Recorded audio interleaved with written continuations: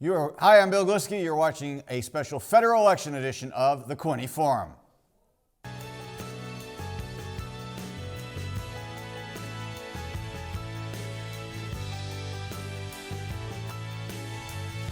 Good evening and welcome to the show. We are glad to have you here. As we said off the hop, this is a special federal election edition. We had the election 2 days ago. We're going to talk about everything that did happen, is happening, and will happen over the next 2, 3, or maybe even 4 years. I'm not going to do that alone, of course. You will notice nobody to my right, nobody to my left. Glenn May Anderson, who normally joins me at the head of this table, is not here this week. We will struggle through without him, but Glenn, you are missed. We will look forward to seeing you next week. Hopefully you'll be back. To my left, from the city of Belleville, you know, the big right-hander, the ace starter, the guy who has been here every step of the way on this journey, Mr. Marc Coyle from the city of Belleville. How are you, Marc? Not bad. We wouldn't want to miss this. You know, the big show. The big show. We spared you from the municipal one, reflection one, because I understand you have something of a conflict there. Well, it's not in my best interest, I think, no, to not. I think I'm doing just fine the way I have for a long time. And you're doing very well, and we're glad that you are still able to be here with us. Thank you very much for your continued support. We do what we can. Lead you right up to that cliff and let you fall over on your own. From Hastings County, first time on the show this season, Mr. Ross Ray. Ross, how are you? I'm good. It's nice to be back. It's good I to thought have you. maybe that I was on waivers there for a while. I wasn't sure if I was coming back or not. We had to bring up some young talent, so give them a look before we brought the veterans in for the important stuff. I was bringing the top guns. We always bring the top guns in for the big shows, and you know, when we talk elections, there ain't anybody bigger in this community. What are you now, 1 and 4, Jodie? Yeah, something like that. Something like that. But a lot of experience and a lot of hard work. Jodie Jenkins from Oldies 100 down the street in Brighton there. Glad you could make it out this week. Yeah, no, it's good to be back. I missed it. Well, we're glad to have you here. We're going to talk about everybody's favorite subject, elections. We're going to talk about the federal election, which took place on Monday. And we'll start with the local results. And Jodie, we'll start with you because you're the man who's been through this more than the rest of us certainly have. Neil Ellis, who you ran against 4 years ago, back in the seat. Your thoughts on how that campaign shook out? Yeah, I thought the campaign overall for all candidates was well done. I don't think there was anything too ugly about it. Personally, I don't think it was a surprise that Neil retained. He's done a good job as MP, and I think many of the other candidates alluded to that in some of the post-election interviews, that Neil's a good guy, he's done some good work for the community. But obviously we saw a much stronger showing from the Conservative candidate, Tim Durkin. And it's interesting, I mean, if you look back between 2015 and this year, NDP went through the roof this time. Stephanie Bell did a very good job.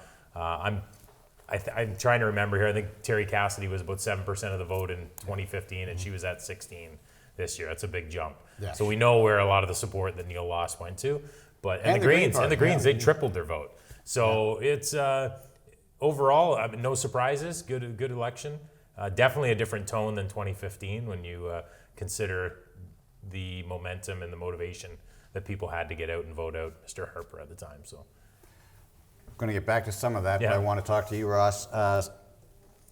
Surprised that it was as close as it was, because coming in, everybody said this is going to be Neil in a walk. Well, quite frankly, I was. I thought there would be more separation between Neil and the rest of the candidates.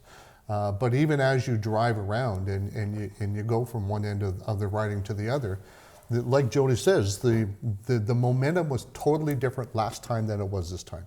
The lack of signage that was out there in this particular riding was significantly less in my mind than what I saw last time for sure. I was a little bit more involved last time than this time, but that's okay. And I think that was consistent along the entire corridor of Lake Ontario when I was driving through. Marc, you worked with Neil for a number of years when he was in City Hall. The analogy I used about Neil through this entire thing was he was like the guy with the 4-goal lead going into the third period who said, I'm not dumping it in, I'm not rushing the puck, I'm just standing back here and letting them come because the only way they can beat me is if they score a whack load. And that seemed to be what Neil's whole approach to this was, don't make a mistake, don't give an opening, just let it go. Well, it's his to lose, right? It is his to lose. I think if you look back at his record, there's not a great amount to be critical of. I mean, he's worked hard for the veterans. He's represented the region pretty well.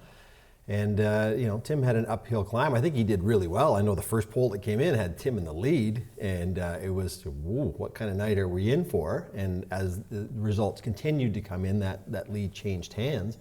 But I know for the very first one, he was absolutely in the lead. But, I think it was kind of nice to see that kind of campaign run, where I'm just going to let what I've accomplished stand, and if the people in this region think that should be repeated, then they can vote that way. But it wasn't about piling on everybody or putting everybody down. It was just like, here's my record, and I'm not going to put anyone else down. You decide. And I really think, for the riding, it was a very respectable election, and we have nothing to be embarrassed about, which is better than I can say in some of the other ridings, and certainly at the leadership level. It was kind of embarrassing to be Canadian and watch what they were doing to each other. So, Jodie, you ran against Neil Ellis 4 years ago. Your thoughts on how he handled this compared to how he ran 4 years ago? Well, it was much different. I mentioned the Harper factor from 2015. It was a much different atmosphere. Neil and I, obviously, back then it was much closer to our time on council. We had collided on some issues, and there was no question that people knew that. I think that played a role in it. Obviously, people wanted to see Neil and I go at it in debates. But Neil, I agree with your sentiment about Neil. And I don't think he purposely sat back and said, I have a 4-goal lead, the analogy you used. But I think he was smart enough to know to just stay on message, get out there, work hard. I know he worked hard. He had lots of volunteers. He was out there knocking doors. I was following their campaign. All the candidates worked hard. But I think he was probably in a much more relaxed position, because 2015 was pretty ugly. You're talking about, I remember the Empire Theater debate. There was protesters outside against me. People got, cops were called, people were heckling. This Empire Theater debate, there was hardly anyone there. Yeah. And it was very, flatline. Ross is thinking about the signs. There was hardly any signs. It was just completely different. And not a bad thing. It's just people were, I think people were saying they were happy with what was going on. Maybe a little bit of a rebuke. Obviously, he did lose some support, but overall, they still sent him to Ottawa, and that's what counts. We had a conversation, you mentioned, and we mentioned here that the NDP, massive increase for the NDP this time around, Ross. Did Neil and the Liberals' strategy of sort of just maintaining that pace sort of let somebody slip in an unexpected person? Did they get caught by surprise, I guess is what I was saying? I think that there's some world events that are leading into that whole upswing of the NDP and the Green Party. And just to, my daughter in particular, she's 21 years old. She's at Queen's and doing her schooling, and we had a really intense debate about the whole idea of the political parties and which one to go for. And because of climate change and because of the young girl from Sweden. Greta, thank you. And that's all built into that campaign, along with where especially the Liberals wanted to go and what they said they were standing for 4 years ago. And then there was a couple of missteps along the way. And the whole younger generation is really moving towards that green type of environmental situation. And I think that plays into it as well.